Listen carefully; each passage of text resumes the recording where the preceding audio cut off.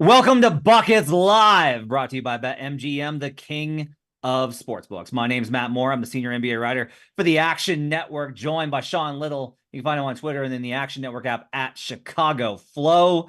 We're going to break down all sorts of great stuff for you tonight. We'll talk about the Suns and the Celtics as Boston gets another dominant win over what's supposed to be a supposed contender. We'll talk about whether or not Phoenix actually has enough to make a serious title run. We'll also get into Bucks Sixers and what the future of the Philadelphia 76ers are and their future plays, with Joel Embiid reportedly still very far away from returning. We're also going to talk about which teams are under the most pressure to make the playoffs in the Western Conference. And then after that, we will do, as per usual, our podcast version of the show, which includes our best bets for the Friday slate. Glad to have you with us.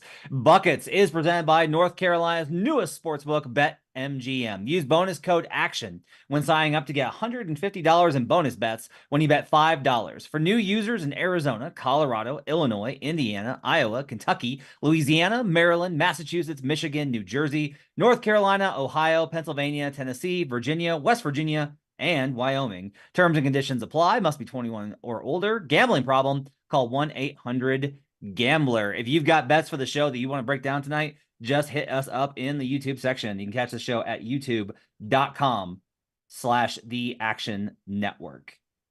All right, Sean, let's get a little bit of conversation going here. Let's start this off. So the Boston Celtics tonight get another good win versus the Phoenix Suns. They blow them out. They hit 24 3-pointers in this one. Jaylen Brown once again goes absolutely ballistic as he goes for 37 points, 5 boards, 3 assists in this one.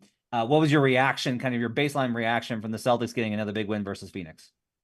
Yeah, Jaylen Brown was magnificent, efficient, did a lot of things that it never seemed like he was somewhere he didn't want to be on the floor. He got wherever he wanted, got up a lot of great looks, and played extremely well. My initial thought was another big win that they just continue to stack up a lot of statements. I know they're at home. I know Phoenix is still trying to put together a lot of things, but to come in there, 6.5 point number, I actually looked and was like, feel like that's a little heavy. And the Celtics continue to prove us wrong every single night. Every time we doubt the Celtics, they continue to just cover big numbers. That's why we see these big numbers in the market. I'll tell you when I thought the game was over. End of the first half, Jason Tatum hits the 2 threes to close the half. And then on the very next possession, Kevin Durant comes down and shoots a 3 at the top of the key. No real offense being run, nothing real happening early in the shot clock. And it immediately took me to that conversation that Steph Curry had post-game, talking about how much pressure the Boston Celtics can put on you offensively. It reminded Steph Curry of the old Warriors in that they just put pressure on you to where you all of a sudden start potentially taking shots and making decisions that you wouldn't. And then they came out in the third quarter and really stacked up that momentum they had closing the first half. They brought it right back out in the third quarter and pulled away, and it was done and dusted pretty early in Boston. Yeah, and I think, look, a lot of this is Boston. There's a lot of conversation about Boston just in terms of how much of a prohibitive favorite should they be. Obviously, I think anyone that watched the Nuggets games are kind of walked away with that well, I don't know. I don't know about that. And that's fair. I think I have some concerns about various teams, but I will say, and we'll talk about one of the teams I think maybe could have beaten them that I don't think is going to be able to because of some circumstances. But they do just continue to have like these really impressive victories. And when the threes are falling like they are tonight, you just can't keep up with them. Like Boston's going to get good defensive possessions. They have the best perimeter defensive duo in the league, and Drew Holiday and Derek White. They have the ability to spread. They space you out, and they have a fair amount of size. They're not huge, but they have a fair amount of size, and that I think matches them up pretty well. Look this up. Phoenix is now 5-8 versus the top 4 teams in each conference. That includes a win versus the shorthanded Cavaliers last week. The overall resume is not very impressive for Phoenix. It's kind of relying on, the guys have been missing. Guys have been out. They haven't been able to play with a full complement together, but they've taken some losses lately with Kevin Durant, Devin Booker, and Bradley Beal on the floor. I have to ask you this. How seriously do you take the Phoenix Suns as like a serious championship? Like, a lot of people are kind of like, they're kind of sneaky good. I have a hard time kind of getting there. The Suns are not a bad team, but for their expectations with where they were at in 2021, making the finals, with where they're at in 2022 with the best record in the league, and now to kind of be here, I think they do not look to me the profile of a championship contender. They just seem like, yeah, pretty good playoff team. That's about all I kind of see out of them at this point. Yeah, I agree 100%. They're a pretty good basketball team with a handful of really good players. There's a few teams in the NBA, the Denver Nuggets specifically, that have put together stretches and recently for Denver that makes you believe that they're title ready and playoff ready. And that's the stretch that the Nuggets are in right now. There hasn't really been a real stretch for Phoenix or the Mavs in the West to make me believe that they're actually title contenders. I was super bullish and still bullish on Dallas with the additions they made. They've been spotty, but they haven't put together that real stretch. And if you look at Phoenix resume and Dallas's resume kind of side by side against teams over 500, they're below 500. The best teams in the league, they don't match up or on par with when it comes to just head-to-head record. So, yeah, I mean, really good basketball team that's not going to be able to compete in the West for a title. And Matt, if we want to get really down to it, have you looked at the last 10 games for the Phoenix Suns? For a I team have. that's going to try to solidify themselves and potentially try to sneak and grab that 6th slot in the West. This is the last 10 games for the Phoenix Suns, and 6 of them are on the road. Denver Nuggets at Denver, at Oklahoma City, at New Orleans. They play the Cavs at home, Minnesota at home, New Orleans again at home. They play the Clippers at home. Then they go to LA. They close the year 3 straight road games.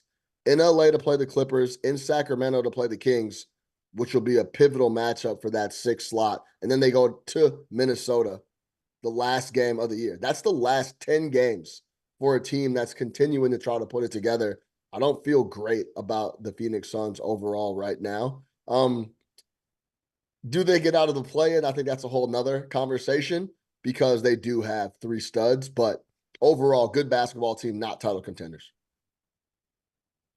Yeah, and it's like you can go too far on this where you can kind of be like, well, they're trash, and it's like, no, they're not trash. They're just not good enough, Yeah. right? It's just like, let's start here because this is a team that they're in kind of they're in the same tier with. Like at BetMGM, the Suns are 25-1 to win the conference.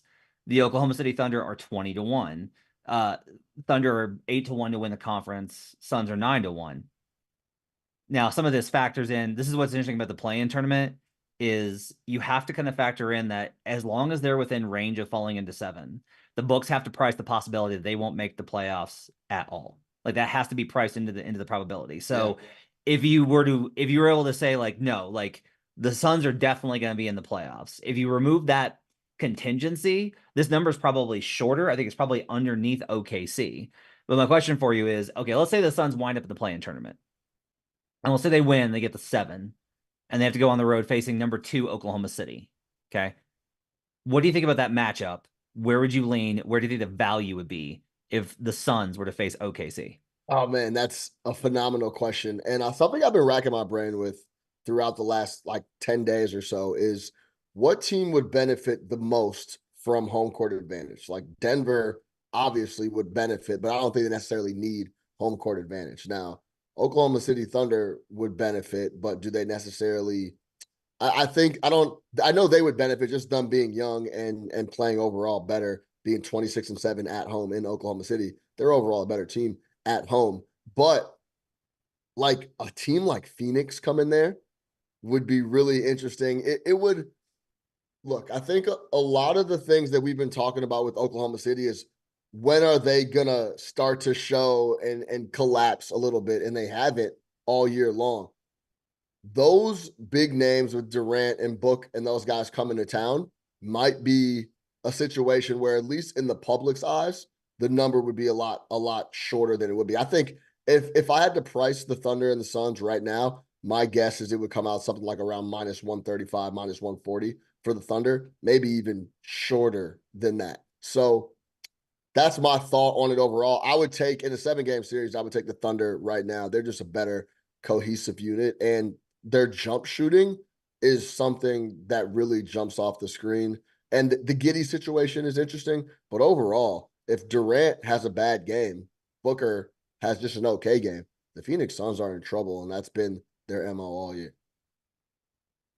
Yeah, one thing I think that's really interesting here is okay, so look at that matchup tonight, right? How did Boston win? Well, Boston hit a bunch of threes on him, and the Suns really struggle when they've got to keep up with the 3-point range. Like this is something that's I think is very Yep. notable. The game that they beat the Celtics in or the Nuggets in, the Suns actually made more threes than Denver.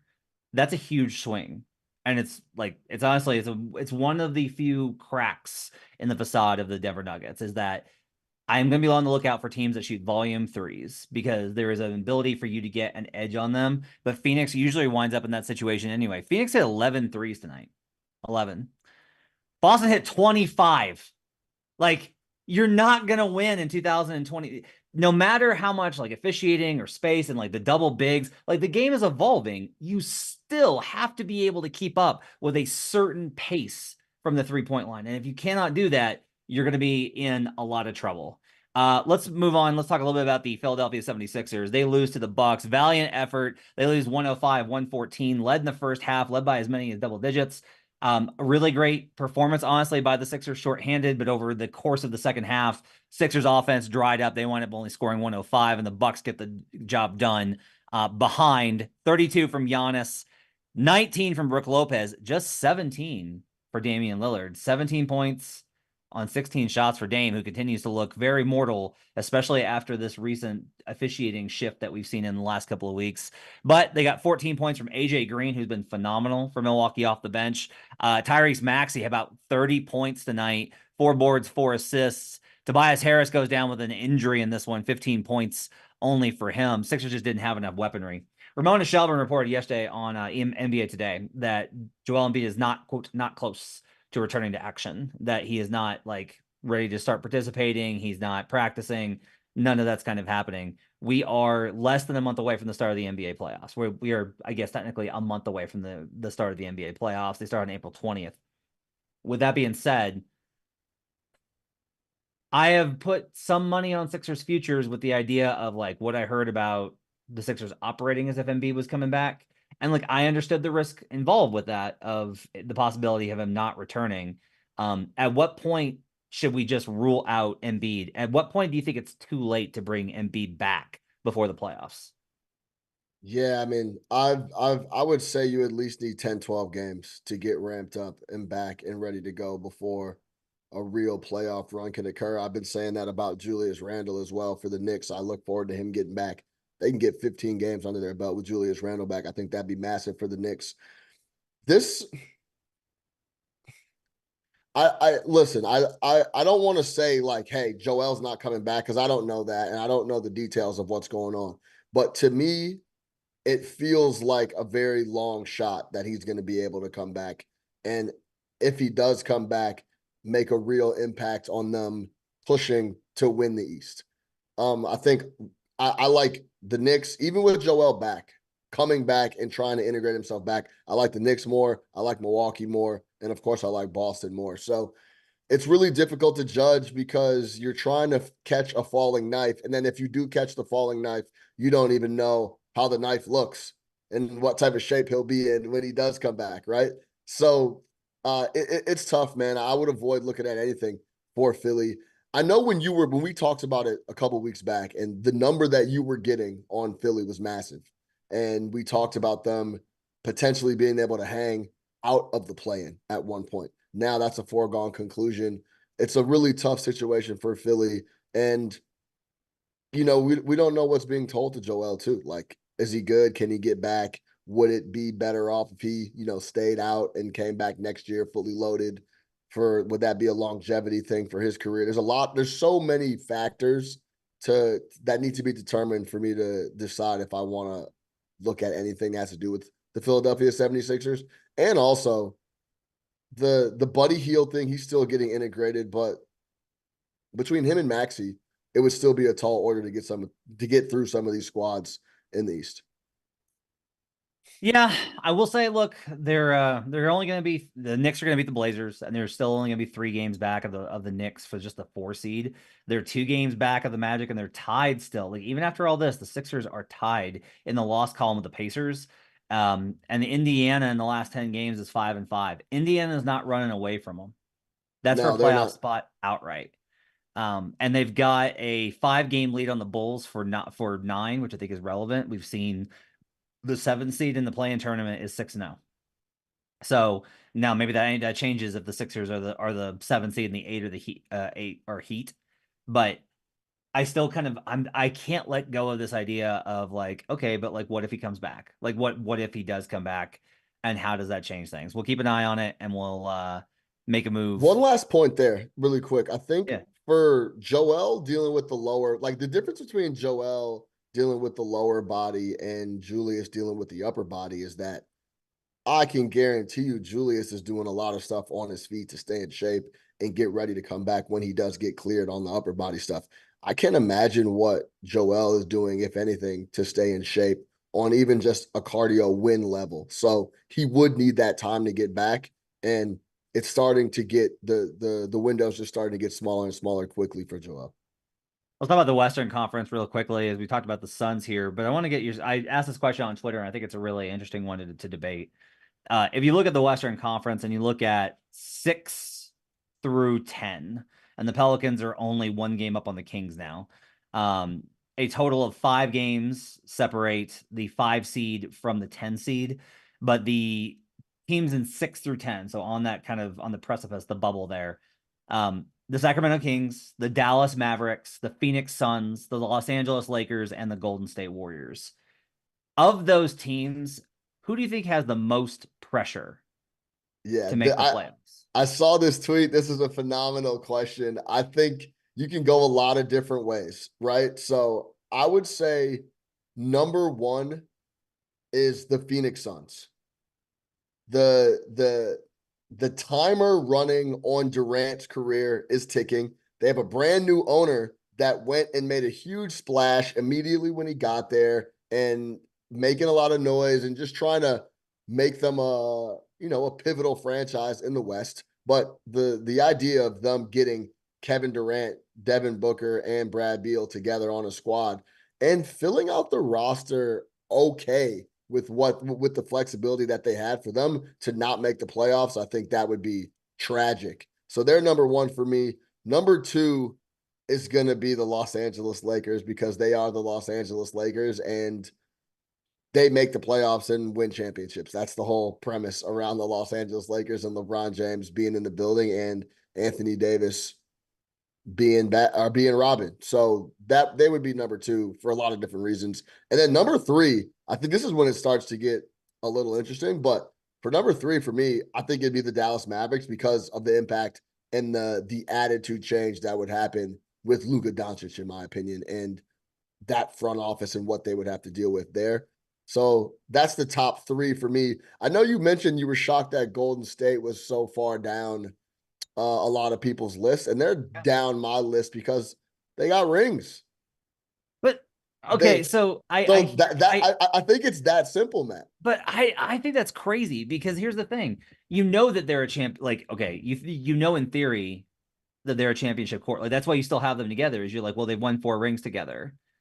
If you can't make the playoffs, what does that mean?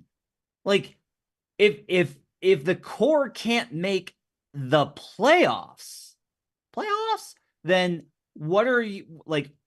What does But if that we're mean for talking, them? yeah, but if we're, I mean, that means it's over. But we've been trending that way, right? Like, first of But all, here's we okay, but here's also the this thing. is one thing we talked about, Matt. As soon as Bob Myers packed up and left, that was a It was. I don't Yeah. want to swear on live buckets, but that was a telltale sign for me and anyone that's really paying attention that this is probably over. No guy in that position that's that close to the situation packs his stuff up and leaves if he believes they can actually compete for more hardware. So that was a big, big, big red flag. So for me, coming into the year, no Bob Myers. We know Draymond's on the way down. We know Clay is on the way down. We have no worries about Steph Curry, but that's the only guy.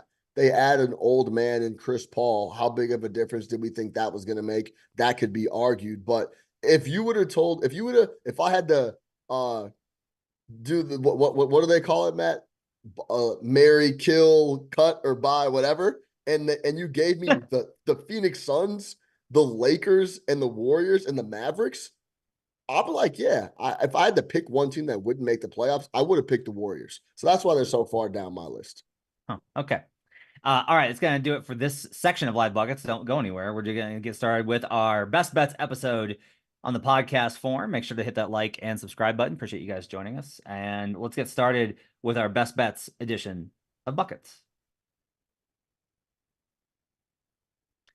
Welcome to Buckets, brought to you by BetMGM, the king of sportsbooks. My name's Matt Moore. I'm the senior NBA writer for the Action Network, joined by Sean Little. You can find him on Twitter at Chicago Flow. We're continuing our live version of Buckets, which you can find every Monday and Thursday night at 11 Eastern, breaking down the big stories of the day, as well as the best way to play futures in the market. And, of course, now we're going to talk about our best bets for the Friday slate in the association.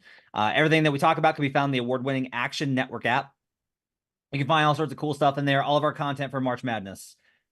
You know what you're doing this weekend. You know what you're doing, and when you do it, you're gonna want some help doing it. And there's so much cool stuff to pick and bet and all of those things. And you're going to want to check it out with all of our great crew on the college side over in the Action Network and on youtube.com/the Action Network. Make sure to go and subscribe there. Check all that stuff out. It's absolutely awesome. Get yourself ready for March Madness the best way with the Action Network app. Buckets is presented by North Carolina's newest sportsbook, BetMGM. Use bonus code ACTION when signing up to get $150 in bonus bets when you bet just $5. That's for new users in Arizona, Colorado, Illinois, Indiana, Iowa, Kentucky, Louisiana, Maryland, Massachusetts, Michigan, New Jersey, North Carolina, Ohio, Pennsylvania, Tennessee, Virginia, West Virginia, and Wyoming. Terms and conditions apply. Must be 21 or older. Gambling problem? Call 1-800-GAMBLER. All right, Sean, let's get some best bets for the Friday slate on this day. Let's go ahead and get hit with it. So tell me, what is your best bet for the Friday slate? Yeah, I'm going to go to Toronto. I'm going to go Immanuel quickly over 36.5 PRA minus 120 is what I'm seeing in the market right now. All right, I'm going to go with the Charlotte Hornets team total. I'm going back to the well on this one, taking on the Philadelphia 76ers on a back to back. Actually, I'm sorry, that's the wrong game. They are going to be facing the Phoenix Suns, who are on a back to back. So I'll take the Charlotte Hornets team total under versus the Suns. I am also going to take the under in Clippers and Pelicans at 218. All right, Immanuel quickly. Raptors obviously without Scotty Barnes, no Jakob Poeltl. They are shorthanded and falling apart. Why do you like quickly in this spot? Yeah, first things first. I think I speak for the entire Action Network family. Our thoughts are with RJ Barrett. Reports coming out that he lost his little brother. His little brother passed, so he'll be out for the Friday game for personal reasons. So our thoughts are with RJ Barrett and his family. A very sad, tragic occurrence with his brother. The only bright side right now with the Raptors is IQ. He's been great. He's been a terror as of late. He's gone over this PRA in 3 straight games. He had 18 assists versus the Suns. He's just, from watching him a ton up close, he's just a real joy to watch, and just the engagement and the energy that he brings on a possession to possession basis, not a game to game, possession to possession. Even when things aren't going well, IQ is always going to show up. So with RJ Barrett being out on Friday, I see him continuing to have a major impact with the ball in his hands. RJ Barrett, usage the last 15 games, 24.2%, right around averaging 21 points, 5 rebounds, 5 assists. Now, Quickly's usage the last 15 is at 22.2. But without RJ on the Raptors, this has nothing to do with the Knicks. It jumps to 27.1% in those 5 games that he hasn't played without RJ Barrett. He's averaging right around that 32 PRA. And I think that's where they're hanging this number from. But I think right now, the way Quickly is playing, it's just a little bit too low. He's been fantastic across the board, 29 points the other night. He's been blowing through this PRA the last 3 nights now. With Barrett being out, I don't see why he would slow down. Now, if we're talking about the Magic and their defensive prowess, they're one of the best rebounding teams in the NBA, one of the best defensive teams in the NBA. For whatever reason, they do allow 26.1 points per game to point guards in the NBA. That's 27th. So IQ is going to have the ball in his hands a ton. He's not the guy that still won't be engaged, even though nothing is going right for him since getting out to Toronto. I expect him to continue to pour it in points, rebounds, and assists like he has been the last few games now with RJ out, Scotty out. I have no doubt that that IQ will continue to produce. So I'm going to go over 32 and a half on the 36, and a half PRA for Emmanuel quickly. It's a lot. It's a lot. I will say that based off of the Magic, I think the assist line is probably going to hit because the Magic will shrink the floor a lot to try and keep him out of the paint, and he'll be able to run enough pick and roll probably to create a little bit of execution there and be able to find some assists. So even if the scoring is just inefficient, but it's on volume, you can probably find a way to get home on this one. Yeah, and really quick points. And if you want, and if you agree with Matt, you want to go that way, points plus assists, because I almost did log that instead of the PRA, is 31 and a half on just points plus assists. So food for thought, depending on which way you want to go. Charlotte Hornets team total under has hit in 9 of 15 since these change that we've started to see since 2000. Since February 9th is when we kind of seen the gap there. That's been like the big differentiator is that date. So since then, we've seen consistently the Hornets go under on their team total. Like this is a league-wide trend. You notice I've got 2 underplays. There will come a point when this is going to balance out. We're starting to see it a little bit where the numbers are dipping so low that they're stopping value. Like there will be points where I'm going to probably stop just playing all these unders, but I think that now there's still selective spots here. Suns on a back-to-back. When they're facing on these back-to-backs, when they're dealing with a back-to-back situation, the under is 7 and 4. So the overall under trend is here. They still have a size advantage with use of Nurkic. They're still going to have an advantage in getting buckets, which is probably going to prevent Charlotte from getting in transition, which is a big reason why they were able to go over versus the Grizzlies. So Memphis couldn't hit anything. The Hornets, I think, are more dependent on stops and transition than most teams with where their talent set is at, and the Phoenix Suns are way more talented. So I'm going to take the team total under on the Charlotte Hornets. I'm also going to take the under in Clippers versus Pelicans. Pelicans have been another of many, many great teams in this stretch since this February 10th that have been great on the under. How about this? 10 and 3 to the under since we've seen that officiating kind of shift, including 3 straight unders there. The Clippers are also one of those teams that consistently goes under based off of where they're at. They're probably going to be shorthanded. I would imagine they're going to rest some guys in this spot. It's not an insignificant game for them, right? But they are kind of walking into a trap spot here. And when the Pelicans beat you up, they beat you up on defense and they hold you down. They are very good at home when they win in cover. And they're very good defensively in those type of situations as well. So I'm going to play the trends here, and I'm going to go with the under in Pelicans Clippers, as well as I'm going to hit the Hornets team total under versus the Suns. You got thoughts on either of those, Sean? Yeah, I mean, the Pelicans have been an under machine, 1 and 8 to the under in their last 9. And we've seen the Clippers, when they struggle, it is on the offensive side. So they've been struggling to put the ball in the hole. And then when you're playing the Pelicans, who's a phenomenal matchup on that side of the ball, it may be tough for them to score, especially coming off the back-to-back. The Pelicans aren't a team you want to play when you're tired and coming off a back-to-back game. That's for sure. So I agree with you there. The Hornets, I've caught myself getting cute here the last week or so, kind of trying to limp into the playoffs, picking spots that I feel like I've been reaching in a couple spots. So I haven't been looking too much at the Hornets, but we'll pull for the team total under that. That doesn't seem far-fetched. If I lose the Pelicans, Clippers bets could be because that number is 218. It's low. Like it is low. It's low. But this is a 5 and 7 spot for the Clippers in March. That's a rough spot to be in, and that's usually a recipe for a game where the team kind of surrenders and probably doesn't score a lot there in general. But I can't get there on power rating to bet the side. Yeah, especially against the Pelicans. Like that's the key. I think if you're coming in, you're playing 5 and 7, and then you are on a back-to-back, and then you have to go play the Pelicans. Not interested in that. All right, it's going to do it for Buckets. Thanks for joining us. Appreciate you guys being with us. You can catch the full version of the show where we talked about various futures, the Suns, etc. on youtube.com/the Action Network. My thanks to Tito for hanging out with us tonight as our producer. And thanks to David Payne for getting us up on the podcast form on Apple Podcasts, Spotify, or wherever you get podcasts. We'll see you guys again on Monday with Future Jays with Joe Delara and Jim Turvey. We'll talk all things probably MVP in that conversation as well. Hit on some other futures. We'll catch you then. Thanks for joining us. Till we see you again. Let's get buckets.